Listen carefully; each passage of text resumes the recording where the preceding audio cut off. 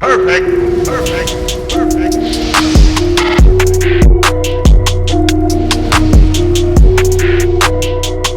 What is going on, everybody? I go by RB, and this is Philly Tig with RB. You guys know what to do. Go ahead and smash that like button for me. Hit the subscribe if you're new, and ding that notification bell so you're instantly notified whenever I upload or go live. Today, we are back with more Sixers draft talk. We're just a few days away. I am so stoked. I cannot wait. Here on the channel, we've broken down a ton of first-round potential selections for the Sixers. If you guys have not yet, go ahead and check those out. Shout out to everybody that's been commenting down below. Let me know what you guys are thinking about this draft. And today we got something special, and we're going to talk about our second round picks. Now, the Sixers have 4 second-round picks, and I've been on note saying this. I think that this year there's going to be a lot of hidden gems, given the lack of March Madness tournament, given the lack of pre-draft workouts that are very visible. There hasn't been a lot of chance and a lot of opportunity to see these guys at their best and see them perform. Sixers got 4 second-round picks. I don't know if we're going to keep them all. We'll see what happens, but there's definitely some guys that we need to talk about. There's a lot more than I even could put on this list, but today I got my top 6 who I think we should target in the second round. So number 1, and by the way, I think these first 2 are going to be the steals of the draft. Number 1, Cassius Winston, Michigan State senior point guard, 6'1", 185 pounds. Cassius Winston is just that guy who's going to come in and instantly be able to play some meaningful minutes for your team. I've watched a lot of Michigan State games over the years. I've had my eyes on this guy, and he is special. Played in 30 games last year, 18.6 points a game, 2.5 rebounds a game, almost 6 assists, shot 45% from the field, over 43% from long range on 5.5 threes a game. He does everything. He is your typical floor general. Guy's an amazing shooter, can shoot from every level on the court, can shoot it from anywhere. He can pull up off balance. He can shoot off the pick and roll. He's a great pick and roll player, and maybe even better than shooting is his playmaking ability. The guy knows where everyone should be on the court, sets his teammates up, and overall, he's just a natural-born leader and winner. He's 22 years old, going on 23. A lot of people think that he might have hit his peak, but at the end of the day, I will take his talents gladly on this team. He'll be able to come in and be our backup point guard right away. There's no question for me. He's going to have a 10, 15-year career in the NBA. He's just going to be that solid veteran. I've seen him under Tom Izzo grow and develop. I know we went through some tragedy lately. Overall, he's just a talented player. I mean, very, very talented. Dude's so smart. One of the best playmakers with the best playmaking ability that I might have seen in this entire draft. He's fallen a little bit given the fact that he's not as big as others. He's not as athletic, not as quick. But at the end of the day, he plays with a different kind of tempo, a different kind of pace, and he can instantly run your offense. He might need some help defense at times, might require some double teams, but at the end of the day, in the right system, I think he would come off the bench and be flawless, especially under a Doc Rivers. He reminds me of kind of a Fred VanVleet and a little bit of a Kyle Lowry, chip on his shoulder, natural leader and winner, and he's going to play hard no matter what. He is one of the steals of the draft for me. Could definitely see him going in the early second round. Number 2 on my list, and this is my other steal of the draft who I really, really like, and that is Payton Pritchard, another senior shooting guard out of Oregon, 6'2", 190 pounds. Last year in his senior year, played 31 games, 20.5 points a game, 4.3 rebounds a game, 5.5 assists, shot 47% from the field, 41.5% from long range on almost 7 threes a game. 82% from the free throw line, and overall, this guy really emerged in his senior year. He's been at Oregon his entire career, had started to develop into that starters type of role, and this year he kind of just took it and ran with it. He took it and he became one of the stars on that team.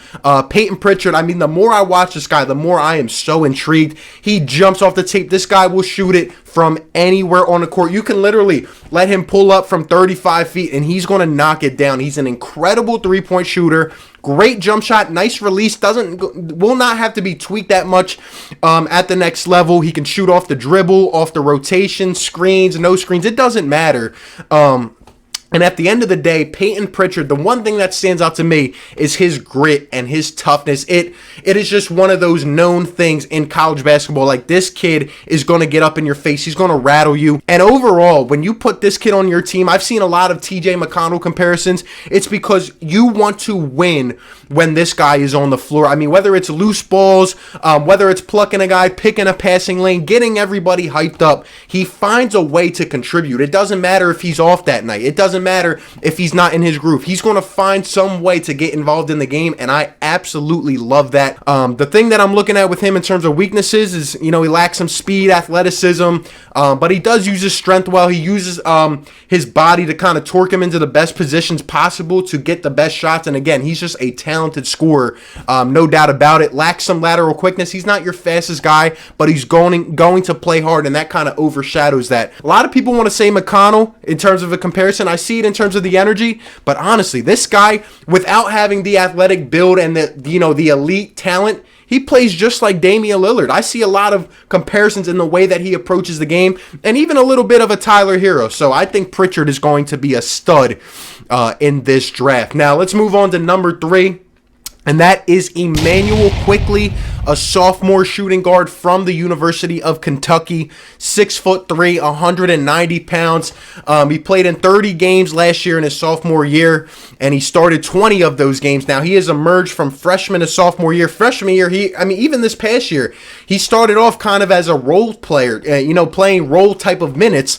But as soon as they saw the potential, the peak in this kid, he started to come out of nowhere, averaged 16 points a game, 4.2 rebounds a game, 1.9 assists, shot almost 42% from the field, shot 42.8% from behind the arc on almost 5 threes a game, shot 92.3% from the charity stripe. Dude has a nice solidified jump shot, and I love it. He's a solid combo guard, could score from all over, one of the best floaters in college basketball, and he does kind of use that as his main asset, as his main attribute on offense, because he's just very gifted at it, and he tries to avoid catching contact with some of these bigger defenders, which he's going to have to learn how to do. But overall, he's a nice ball handler. Now, I don't think he is a floor general yet. I don't think he can be your primary ball handler yet. But I think there's a lot of potential for this kid to grow in an offense. Plays with nice rhythm, nice pace, and really just has a nice direction of balance in his game. He can shoot off the bounce, can shoot on the ball. He can do whatever you need him to. Very nice finesse, nice touch to his game. And at the end of the day, Immanuel Quickley is probably one of the most athletic guards in terms of a build that I've seen in this draft. I mean, his body, the way he's able to find his spots on the floor. He's size. He has a lot of size. He's very lengthy, and I think he's able to get to his spots and create separation from defenders. One of the most athletic guys, but I do think he needs to continue to learn how to use his explosiveness, how to finish better. In 1 year, he made a tremendous jump. And I mean, you think he went from like 5 points a game up to 18 points a game. And as he started to get more of that role, he started to thrive in it. And I can't wait to see where this kid goes. But he's going to develop, and he can definitely provide off the bench. And he reminds me a lot of a guy like Lou Williams. And I think he would thrive in a Doc Rivers offense, especially coming off the bench in his rookie year, as he continues to learn. Number 4 on my list, and I had to do it. This is why we have 6 people on the list. I had to throw in a big man. We are going to go with Vernon Carey Jr., a center freshman out of Duke. 6'10", 270 pounds. The reason we threw a big man in here is because I don't expect the Sixers to go with 5 guards in this draft. There's always one big man. Vernon Carey played in 31 games, averaged almost 18 points a game, 17.8 points a game, 8.8 rebounds a game, 1 assist. He shot 57% from the field, and he shot 38% from three-point range. Doesn't take a lot of them, is going to have to grow that out. Has a lot of potential to become a stretch, and I think that's kind of the next phase in his career. Averages almost 2 blocks a game, and the guy is very, very skilled and talented. It's going to have to kind of transition into that next step of his career, but I see a lot in him. He's a smooth big man, has a nice post-up game, a nice touch. especially on his hook jumper. He has the ability to score on pretty much anyone. I think he has a 7-foot wingspan, and he's very, very talented. Usually gets a lot of and ones because he's very strong, very physical, tons of energy type of guy, and he's going to snag a lot of rebounds, and I think that's exactly what you need from a guy off the bench. Again, he has a potential to become a nice stretch big, and if he could do that, I really think he could transition and really be a first-round talent if he starts to knock it down. And as long as he develops and goes through his progressions, he's only 19 years old, and I think he has a lot of time to learn. He could be an elite big man one day. The kind of mark on him is that he needs to get into better shape. I've heard he's lost a ton of weight, almost like 20 to 30 pounds leading up to the draft. Maybe that's a good sign. Maybe he climbs up these boards, but he's definitely going to have to, work on his speed and his lateral quickness and his movement. I notice he turns the ball over a little more than other centers, but it's because he fails to pass out of double teams. He's really that guy who just tries to take the ball and go up. He doesn't really notice the situation around him. Sometimes has to increase his situational awareness, but at the end of the day, he has a lot of upside, especially on defense. He can hold his own, and the way I see this guy going in, about 2-3 years, he could be a solid big man and definitely a great role player. Reminds me a lot of a Zach Randolph and even a little bit of a Jahlil Okafor. And now that our big man is established and out of the way, we're going to go back to our guards. Number 5 on my list is Isaiah Joe, a sophomore shooting guard out of Arkansas. Stands at 6'5", 180 pounds. Played well in his freshman year, 34 games, averaged 14 a game. Shot 41.4% from behind the arc. Now, he did regress a little bit this year in his sophomore year. Only played 26 games, but shot 34.2% from three-point range, but he did shoot 10.5 threes a game. This guy's not going to be afraid of anything. He's a confident shooter. Wants to get into his rhythm early on in the game, is going to let it fly. Shot 89% from the free throw line, so he definitely has it in him. I love his jump shot. A lot of nice form, a lot of balance, and just a lot of fluidity in his jump shot. You can tell it's going to be ready on day one. It's going to translate well, and he really is just that 3-and-D prospect at the next level. It's really what he's going to turn into.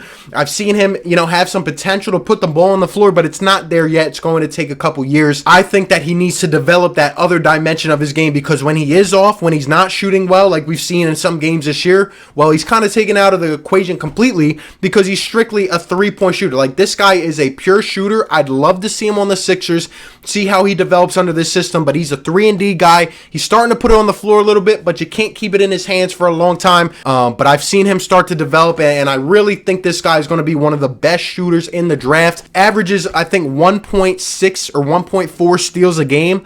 So Isaiah Joe's going to be able to pick the lanes. He reminds me a little bit of a Matisse Thybulle, just a hint.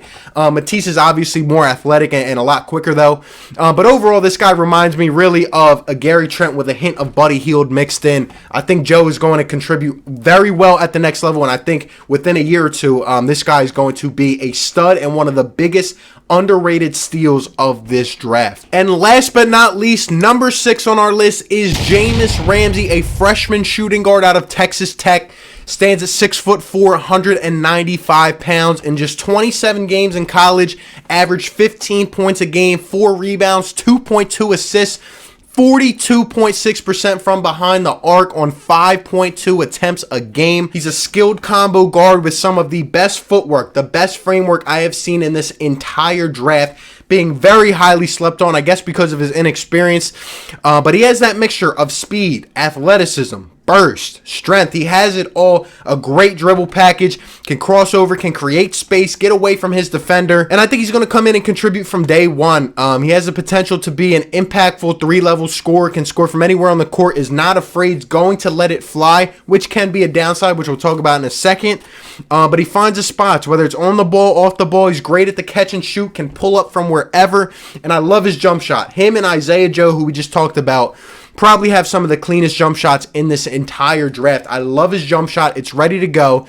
He's a decent defender who has some upside to be an elite defender. Can probably guard the 1, 2, maybe even the 3. But the one thing that stands out is his grit, his toughness. The guy is tough, jumps off the page. I mean, off the film.